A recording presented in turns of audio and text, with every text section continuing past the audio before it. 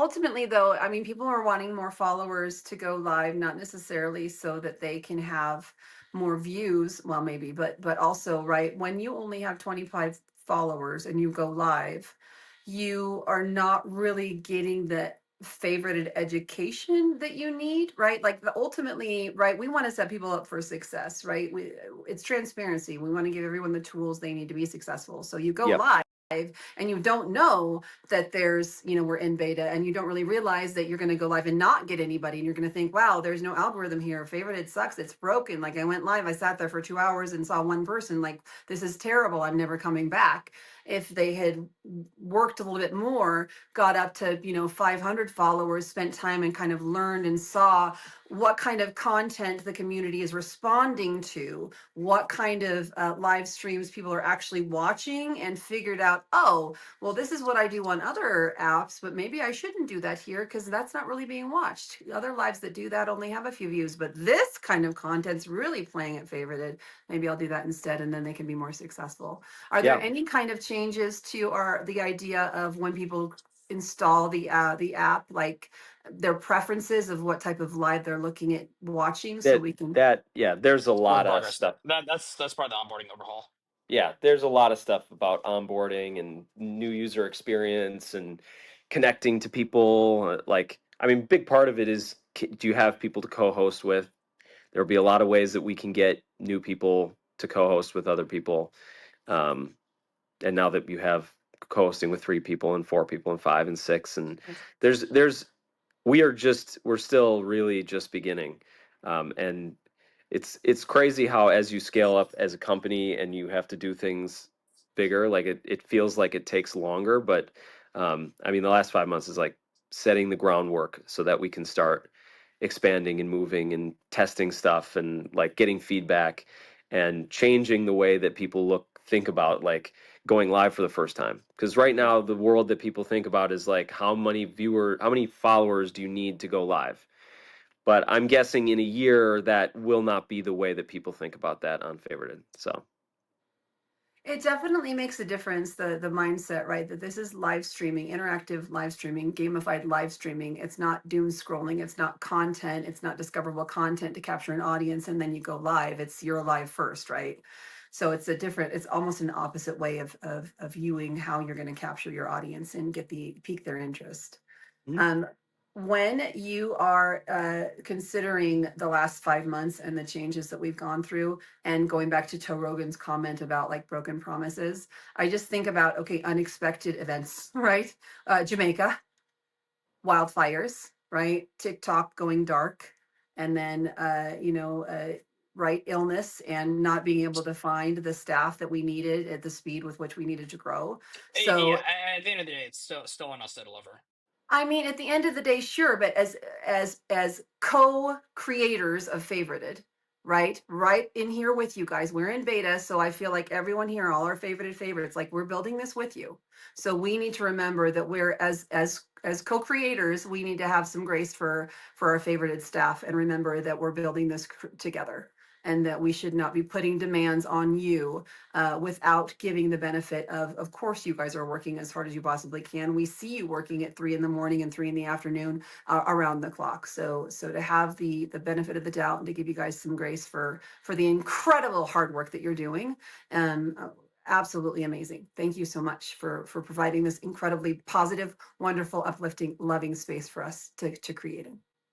I mean, for context, the standards that we try to hold ourselves to are less on the basis of like we are doing everything that we can. It's like I think fundamentally it is wrong to say that anybody at any point is doing everything they can.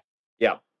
I think the other thing is also just like, one of the things that we are trying to do better and better is understand what capacity we have to deliver different things and set realistic expectations. Right. And also very specifically convey that, because I think a lot of the stuff conveyed is like, this is what we want to do. There's a lot of things in the long term that we want to do, but when we say it, sometimes it's just like, well, you said you're going to do this. Now it's 3 weeks later. Why haven't you delivered Right. a complete overhaul of the app? Right. And it's like, well, that's impossible to work that way. So setting expectations very clearly, very like not giving a specific timeline, but like knowing what we actually can deliver and having the capacity. Um, yeah, and delivering it like completed rather than just like pushing it out. Like we're making attempts so that our communication with the community is more clear, more understood. Sweet girl, the age is 18. It's 18 and up. So if you see young people who are under 18, please report that to our trust and safety. Is that to go live or is that to participate as chat? That's to be in the app. Okay. Yeah. You want to give us any kind of, not a timeline, but any kind of update with where we are in the EU? Soon. I don't have a timeline on it, but it is high priority. I mean, there's been a lot of work that's gone on in the Yeah. background. A lot of work that's gone on. That's the thing about the groundwork stuff. There's a lot of a lot of requirements for being in the EU, and the problem is we are definitely at the scale where we actually have to care about that, because we're not going to be putting creator income at risk for the sake Yeah. of being in a market where like we're not like compliant. Right. No, I mean, it's got to be set up right. You're correct. That it's got to be done completely, perfectly Yeah, from the it's beginning. yeah, that is that's one of those things that there's going to be a ton of work to lock it in, and then it's all just going to happen at once. So it's not like a progressive thing. No one really sees the progress there. But we're going to get Ability there. to search and quickly find co-hosts. It's coming. I mean, yeah, so one of the things is like, you talked about this experience of like you go live and then you don't have anyone in your live for 2 hours. That will not be, we don't want anyone to have that experience. If you have no viewers, then you should be co-hosting with a bunch of other people. Right. And you'll pick up a few viewers that way, and eventually you can sustain your own independent live by yourself. But there like until that point, you should be like co-hosting and working with other people, playing games, like building up a presence that isn't reliant on just you and an audience. What's really interesting, and I don't think I've talked about this a lot. I've worked a lot with Twitch streamers, the Twitch streaming world. This is a very different world. Um, the TikTok mobile live streaming, this live streaming is very, very different than Twitch streaming.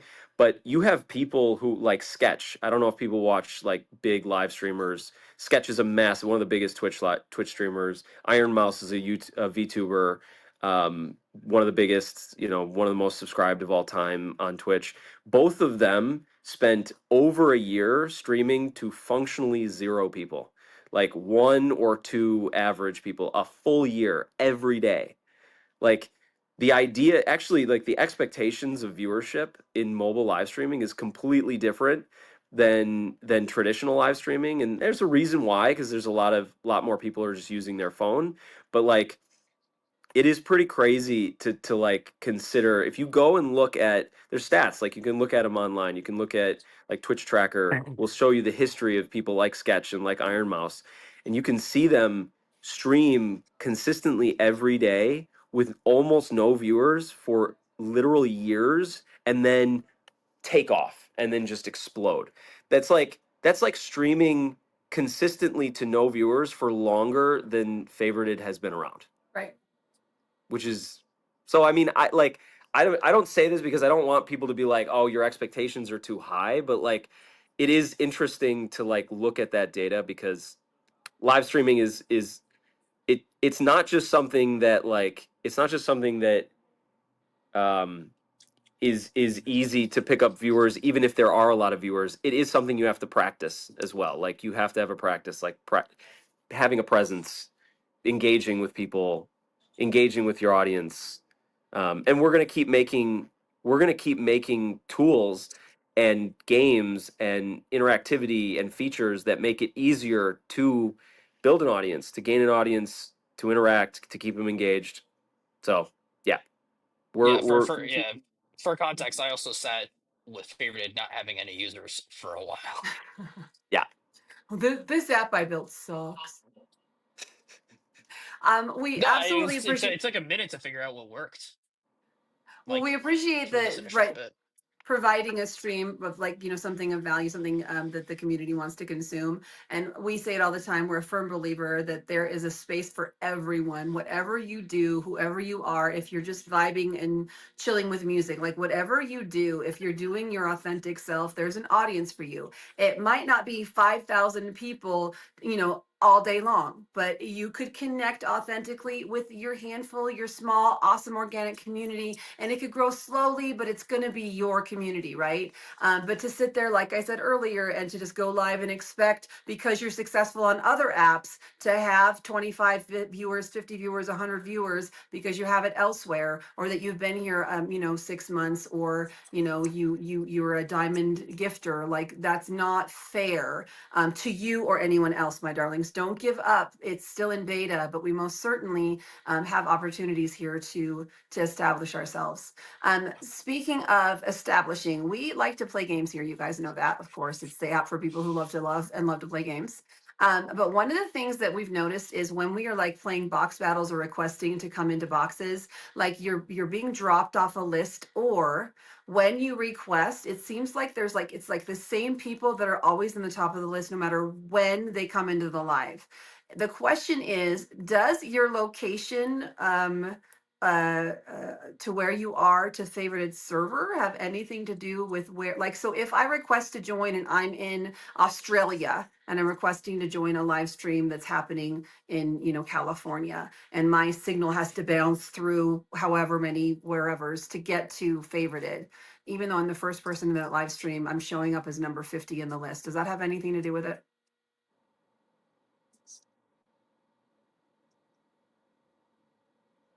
Did I David? math my way right out of it? David? Wait, sorry, could you repeat that? Sorry. I literally just got in a call, so my thing It's went on so mute. hard for me to get it out. It's not my first language. Okay, so when people are requesting, like I'm the first person in a live stream and I'm requesting a box, Yes. and the host looks at it and says, "Megs, you're number 72 on the list." I'm like, I was the first one in here. How could I be 72? Is it because I might be in Australia and I'm that much further away from favorited servers, or the host's No, cell it's phone? it's probably just sorting it based on uh the wrong thing. Yeah, because why is it the same people are always the top of the list in certain Okay, live streams? okay. It's probably sorting by ID then, right? Because basically what happens is when somebody signs up, we assign this like randomized ID to the account. So chances are somebody might be alphabetically advantaged there. Is there a way to turn that off so that people, when they request, they actually are put in Yeah, order of request? we just need to fix our sort order. Basically, that's what it comes down to. I mean, that's you make it sound like it might be an easy fix. It should be Can theoretically. Eric can Eric write that I'd have to down? check, but yeah. Eric, write it down. Eric, are you here, Eric? By the way, you guys, what's up with the jacked up J balls? All of a sudden, it went from $5 to $15, and they're all jacked. It's a different gift. It's we retired Fave Madness, and now it's just balls. They're J balls, and they're jacked up right now. They're jacked up J balls, like Yeah, seriously. tariffs. I mean, so here's the thing. Here's what to like be aware of. Special event gifts, special events that happen for you, like your birthday. The pricing on those gifts will not be the same as the ongoing gifts. They are going to be slightly cheaper for what they are. So it's not so much of a fact that like a gift gets the gift gets jacked up in price or whatever. Yeah. It's more like Yeah. if For you have a context, special event, go ahead. yeah, for context, we're refreshing a lot of things in the gift gallery, improving a lot of gifts. We're going to be putting out.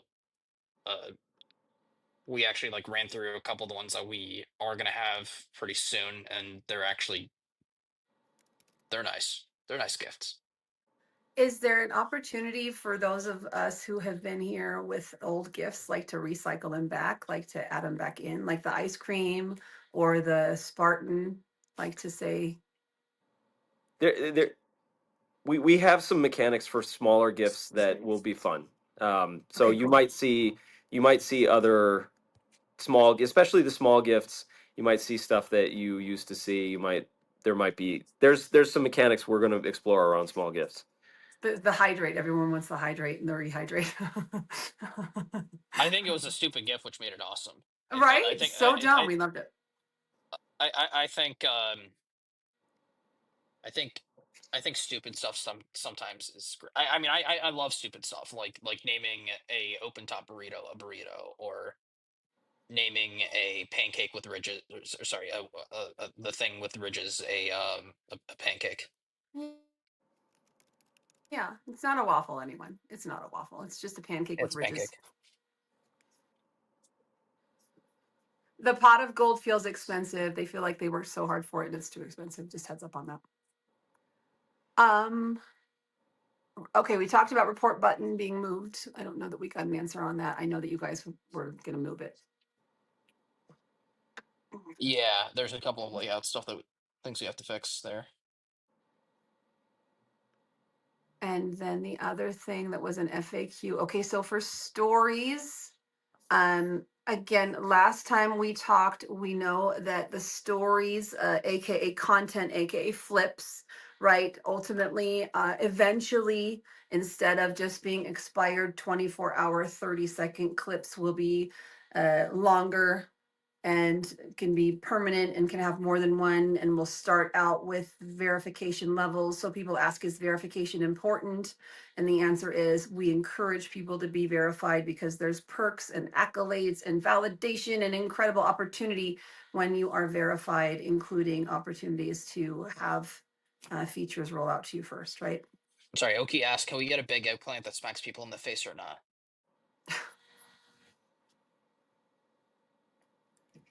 You are a big eggplant that smacks people in the face, Oki. Happy birthday. Happy birthday. That was PG-13, guys. We're off-roading today. We're in the wild. We are off script today, you guys. My mom watches this show. I love you, Mom.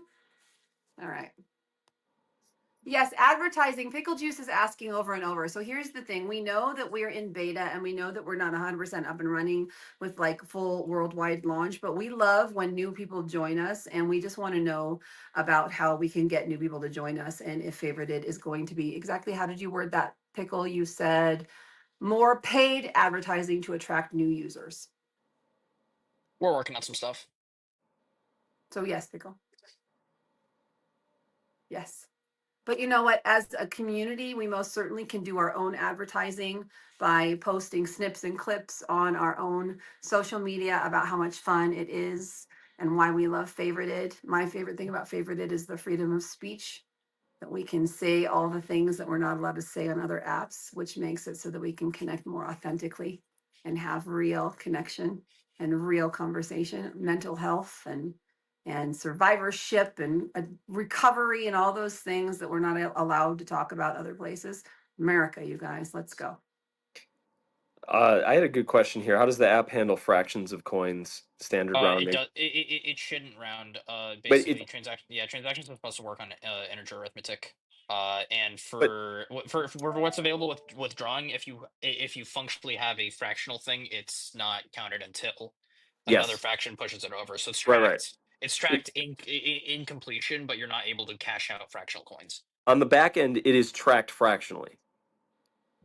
It's just shown how many full coins you have, basically. Yeah.